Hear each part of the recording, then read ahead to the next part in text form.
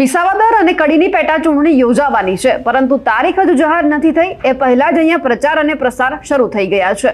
આમ આદમી પાર્ટીએ વિસાવદરની અંદર ધામા નાખ્યા છે, તો કડીની અંદર પ્રજાશક્તિ ડેમોક્રેટિક પાર્ટીના જે કાર્યકર્તાઓ છે તે ડોર ટુ ડોર ઝુંબેશ શરૂ કરી દીધી છે. નમસ્કાર, નિર્ભય ન્યૂઝ સાથે હું છું રિદ્ધિ. ચૂંટણી જાહેર થવાની હતી, પરંતુ હજુ તારીખ તો ક્યાંય સામે આવી નથી. એ પહેલા જ વિસાવદરની અંદર આમ આદમી પાર્ટીના ગોપાલ ઇટાલિયા અને તેમની સાથે તેમના જે કાર્યકર્તા નેતાઓ છે તમામ વિસાવદરની અંદર પહોંચી ગયા છે. ત્યાં ધામા પણ નાખી દીધા છે અને ખાસ કરીને પ્રચાર પણ શરૂ કરી દીધા છે. ભાજપ ઉપર પ્રહાર કરવાના પણ અત્યારે ચાલુ જ છે. આજ દરમિયાન કડીની અંદર પણ પેટા ચૂંટણી છે.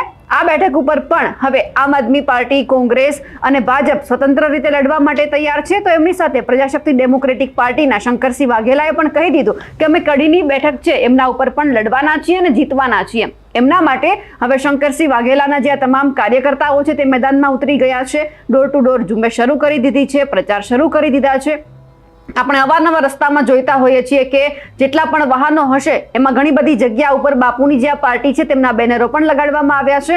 અને હવે કડીની અંદર ડોર ટુ ડોર પ્રચાર શરૂ થયો છે. લોકોને કહેવામાં આવી રહ્યું છે કે ગુજરાતની અંદર હવે નવી પાર્ટી પણ આવી રહી છે, એટલે લોકોને પણ સમજાવવામાં આવી રહ્યા છે. એટલે આ ઉપરથી હવે એવું લાગે છે કે બાપુ છે ત્યાં કડીની બેઠક છે તે જીતવા માટે મહેનત કરી રહ્યા છે, પણ ક્યાંક મહદઅંશે એવું પણ લાગે છે કે બાપુ જીતવા માટે કે પછી જીતાડવા માટે મેદાનમાં છે તે પણ સવાલ થઈ રહ્યો છે. કારણ કે જ્યારે કડીની અંદર એમનું જે કાર્યાલયનું ઉદ્ઘાટન કરવામાં આવ્યું ત્યારે પણ આ જ સવાલ હતો કે બાપુએ કહી તો દીધું છે કે તેઓ કડીની અંદર લડવાના છે અને આ બેઠક જીતવા માટે પણ મહેનત કરશે, પણ ત્યારે પણ એ જ સવાલો થયા હતા કે બાપુ ખરેખર જીતવા માંગે છે કે પછી સામેવાળી પાર્ટી છે એમને જીતાડવા માંગે છે.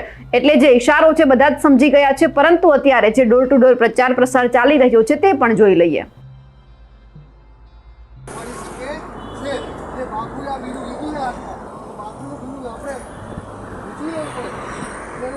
ઉભો રહે એવું આપણે ફરીમાંથી પછી બતાવવાનું છે.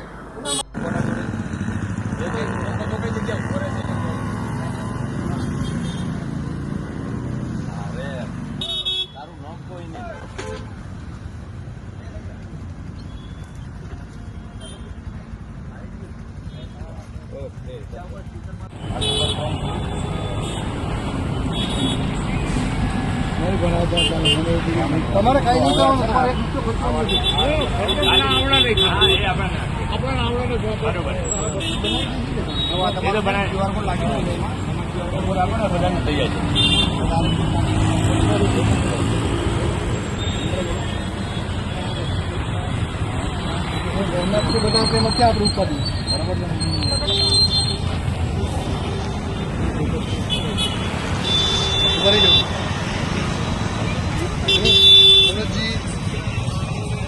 એક બાપુ અમારા જનસંઘના દીવડા વખત આમાં છે તમારો ફોટો એમની બાજુ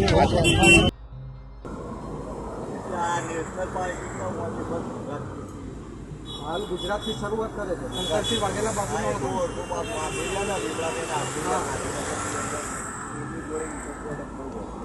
એટલે જે પાર્ટી છે ને એકવાર તમને સમજો કે આ ગુજરાત ભારત દેશમાં બદલાવ લાવવા માટે કડીની જનતાને એક મોકો મળ્યો છે અને આ તમારો ઇતિહાસમાં નામ લખાશે જો તમે આ એક સીટ આપશો અને એનો મેસેજ બહુ મોટો જશે, આખા ઇન્ડિયામાં જશે.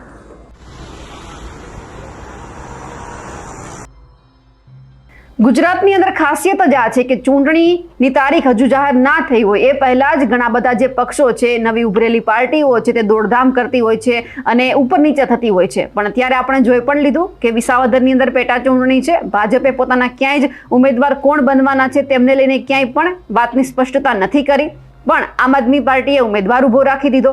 ગઠબંધન તોડવાની વાત કોંગ્રેસે કરી દીધી, એટલે સંકેત પણ આપી દીધા કે અહીંયા હવે ત્રિપાંખીયો જંગ થશે. ત્યાં બાપુ હવે આવતીકાલે એક બેઠક પણ કરવાના છે અને એમાં રણનીતિ એવી પણ ઘડાવવાની છે કે વિસાવદરની અંદર કોને ઉમેદવાર ઉભા રાખવા. એટલે બાપુ પણ હવે લડી લેવાના મૂડમાં છે. પણ ખાસ કરીને કડીની અંદર તો પ્રચાર પ્રસાર શરૂ થઈ જ ગયો છે કે પ્રજાશક્તિ ડેમોક્રેટિક પાર્ટી છે તે હવે લડવાની છે અને પોતાના ઉમેદવાર ઉભા રાખશે ને જીતવા માટે. પણ અહીંયા હવે સવાલ એ છે કે જો ચાર પક્ષ અહીંયા લડશે તો લોકોનું કોણ સાંભળશે? કારણ કે અંદરો અંદરના ડખા એટલા છે કે આ ગઠબંધનની વાત હતી એ તૂટી ગયું છે.